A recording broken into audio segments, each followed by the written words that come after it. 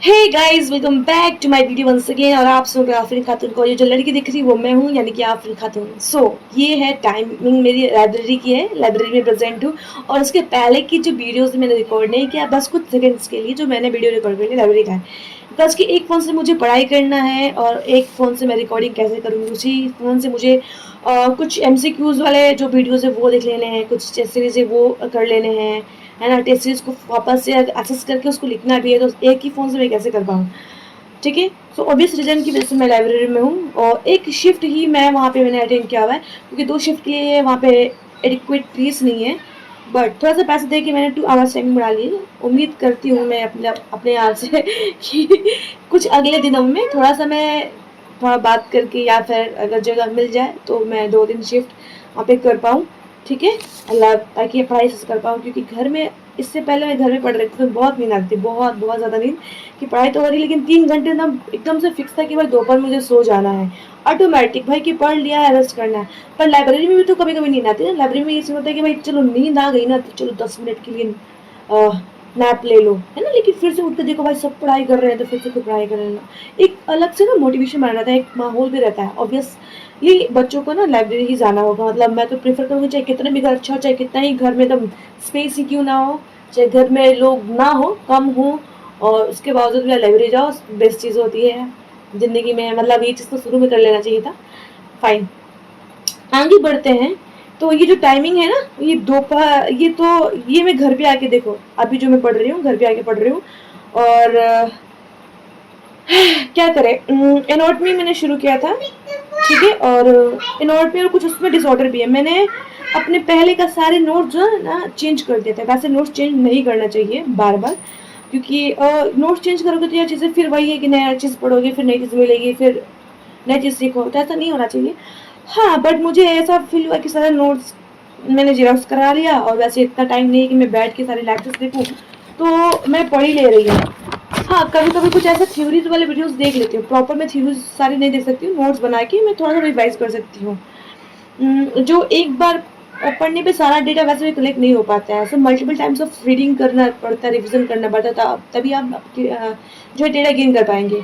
इतना पढ़ने के बाद भी इस नोट्स में कई सारे ऐसे नई चीज़ें मिली है ना, जिस पर मेरा कभी ध्यान गया नहीं, या फिर एक बार पढ़कर रिवीजन नहीं किया। क्योंकि एनाटॉमी के साथ साथ एमएसएन के कुछ क्वेश्चंस थे, और मेडिकल सर्जिकल नर्सिंग अपने आप में इतना लेंथी है कि इसके सामने तो महाभारत फेल है, समझो। पूछो मत, कितना ही पढ़ो कुछ ना कुछ छूट ही जाता है यार। पर एक सारे टॉपिक बढ़ते गए। सबसे पहले इसमें आई डिसऑर्डर था। आई डिसऑर्डर में कई सारी चीज़ें हैं, मैं पढ़ाना शुरू करूँ तो सिलेबस खत्म हो जाए। फिर मैं बताती हूँ टॉपिक क्या क्या है इसमें। जो आईलिड थे उसके रिगार्डिंग कुछ क्वेश्चन थे, मिलते गए, जैसे कि पेरी ऑर्बिटल एडिमा हो गया, स्टाई हो गया, चैलाजियन हो गया। इसके अलावा corneal ulcer, composition of tear, conjunctiva, cornea, keratitis, इसके concept present, limbus, iris, pupil, light reflections, reflex, इसमें कई सारी चीज़ें थी यार। Retina, rods and cones, lens, कौन कौन से टेस्ट हैं जो विजन के लिए होते हैं, रिफ्रैक्टिव एरर्स क्या होते हैं, ये भी बहुत इंपॉर्टेंट है। इसके मैनेजमेंट बहुत ही ज़्यादा इंपॉर्टेंट है। स्टिग्मेटिज्म, प्रेसोबायोपिया, ग्लूकोमा भी इंपॉर्टेंट है, उसके कॉजेज, टाइप्स ऑफ ग्लूकोमा। इसके अलावा जो आपके मैनेजमेंट, कैटरेक्ट हो गया, फेकोएमल्सिफिकेशन हो गया, रेटिनल डिटैचमेंट, कंजक्टिवाइटिस, ऐसे बहुत सारे ईयर डिसऑर्डर और नोज डिसऑर्डर, और उसके मैनेजमेंट भी आपको पढ़ना पड़ता है। मतलब पढ़ा मैंने। अभी तो इतना ही बताना शुरू किया तो पूरा सिलेबस ही खत्म हो जाएगा, पहले मैंने बोला था। इस ब्लॉग में ना बताया जाए, एनीवे मैंने अपनी रिकॉर्डिंग सिर्फ एमएससी सब्जेक्ट की है। इसके अलावा मैंने सेट मार लिया था और एनालिसिस कर लिया था। पहले भी सेट मारती थी या टेस्ट भी देती थी, लेकिन कहते हैं ना कि जब किस्मत खराब हो तो छत पर बैठे नाटी इंसान को भी कुत्ता काट लेता है। खैर, किस्मत को दोस्त नहीं देंगे, मेरी लापरवाही रही है। बिकॉज शुरू पढ़ाई तो करती थी, उसके बेस पर 2 जगह सिलेक्शन भी हुए, पर डीवी जो होता है ना, डॉक्यूमेंट वेरिफिकेशन में भी मतलब थोड़ा सा मेरा हट गया, छूट गया कह सकते हो। और एक तो कभी कभी घर का पेशेंस भी होते हैं, तो हम दूसरे की खुशी के लिए ना अपनी खुशी को त्याग देते हैं। बाय द वे, इतना नेगेटिव क्यों हो रही है यार मैं? किसी महान इंसान ने कहा था ना कि तुम खुद स्वयं जिम्मेदार हो अपने नाकामयाबी के लिए। थोड़ा सा ब्रेक लेने के बाद जो है मैं उठी हूँ पढ़ाई करके। उसके बाद बहुत काफ़ी गर्मी लग रही थी और थोड़ा सा भूख भी लगी थी। मतलब बैठ के पढ़ते रहो तो यार ऑब्वियस सी बात है कि थोड़ी थोड़ी भूख लगती है, तो थोड़ा थोड़ा कुछ ना कुछ चाहिए खाने के लिए। उठ के मैंने आम काटा है और आम खाई हूँ।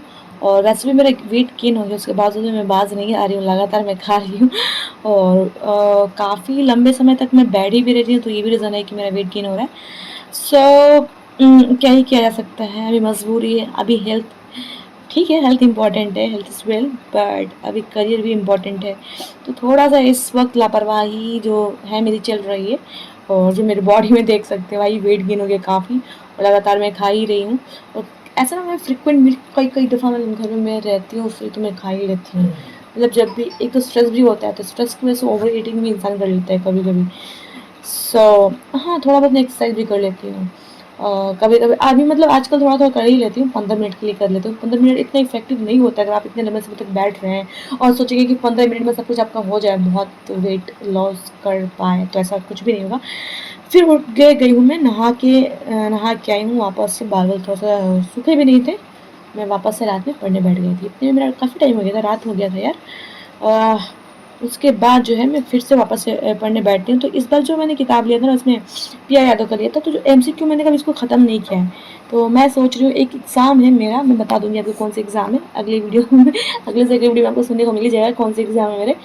सो मैं सोच रही हूँ इसको ख़त्म ही कर दूँ, मतलब इतना तो नहीं हो पाएगा, बहुत कम टाइम है मेरे पास, 1 महीने है सिर्फ। 1 महीने भी नहीं है, गिन के मतलब 17-18 दिन मेरे पास बचे हुए हैं। सो 17-18 दिन ही हैं, तो फिर भी रिवीजन कर ही लेती हूँ। उसके बाद ये जो मैं फेस में लगा रही हूँ ना वो पपाया फेस जेल है और काफ़ी ठंडक देती है। ठंडक इसलिए देती है क्योंकि इसको मैं फ्रिज में रखती हूँ और रात में सोते वक्त थोड़ा सा जो है मुंह थोड़ा सा फेस वॉश करने के बाद अप्लाई कर लेती हूँ, क्योंकि काफ़ी आंखों पे प्रेशर भी पड़ता है जब लगातार नींद आ रही होती है और हम लेक्चर्स देख रहे होते हैं, तो उस वजह से भी मैं कहीं ना कहीं इसको यूज़ कर लेती हूँ। घर में पड़ा है तो यूज ही कर लेती हूँ, फ्रिज में रखा होता है।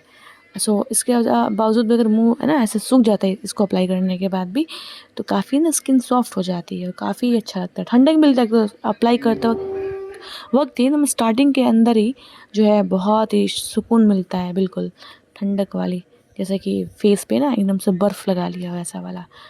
मेरे पास है तो मैं यूज़ कर रही हूँ और लास्ट में वही पढ़ाई वढ़ाई करके लगा के और सो गई मैं फिर। थैंक यू सो मच इस वीडियो को देखने के लिए और ऐसे ही मेरी वीडियोज़ के लिए चैनल को सब्सक्राइब कर लीजिएगा, वीडियो को लाइक कीजिएगा और ज़्यादा से ज़्यादा शेयर कीजिएगा। Thank you so much.